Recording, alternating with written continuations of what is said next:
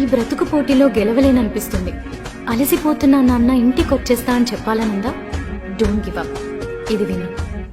బరువు అనుకుంటే బరువు, సులువు అనుకుంటే సులువు, బ్రతుకెలా ఉండాలో నువ్వే తేల్చుకో.